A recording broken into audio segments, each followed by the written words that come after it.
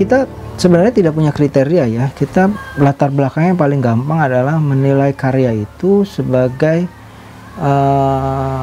karya sejarah. Artinya dia taat pada metodologi. Dia punya kekuatan terhadap sumber begitu. Bagaimana sumber itu menjadi mahkota. Dan kalau sumber itu menjadi mahkota, maka otomatis suara yang akan hadir adalah suara yang faktual.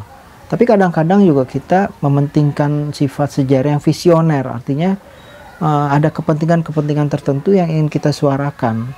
Tapi itu tidak boleh tidak didukung oleh kekuatan metodologi sejarah ya, yang paling dasar gitu, tentang sumber, tentang verifikasi sumber kayak begitu, walaupun dia mengadakan interpretasi. Jadi karya sejarah yang kita perlukan hari ini adalah karya sejarah yang selama ini sebenarnya menurut saya ada, cuma dia tidak mendapatkan tempat untuk bersuara.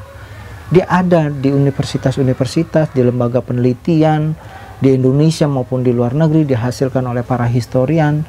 Tapi ini hanya bergerak di ruang yang kecil, di ruang yang sempit begitu, seperti surat menyurat antar historian begitu. Nah, kita coba bawa keluar itu karena kita menganggap itu harus dikembalikan kepada pembuat sejarahnya, kepada masyarakatnya, yaitu masyarakat Indonesia yang berhak tahu sebenarnya seperti apa mereka, identitasnya, dan itu ditentukan oleh masa lalunya, cita-citanya, harapan-harapannya.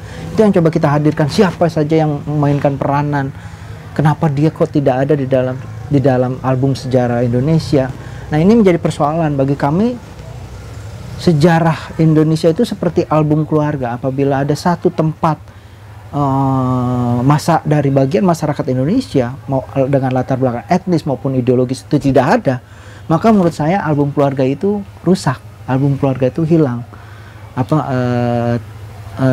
bisa dipertanyakan gitu. Ini yang menurut kami penting, menghadirkan referensi yang jauh lebih luas tentang keindonesiaan ya, dan menggairahkan kembali pengetahuan kita tentang siapa sih kita ini sebenarnya, apa sih yang sudah kita buat di masa lalu, apa yang belum kita capai, sehingga kita kemudian punya mistar untuk mengukur sebenarnya kita udah maju jalan di tempat atau malah kita mundur begitu.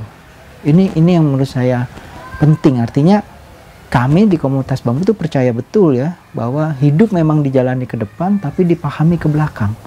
Nah, ini yang persoalan menurut saya, dengan menghadirkan aneka macam warna sejarah ya, maka kita kemudian bisa memberi kepada masyarakat mistar untuk mengukur, selain pengertian-pengertian tentang apa dan siapa mereka di masa lalu dan harusnya menentukan kita ke depan nanti.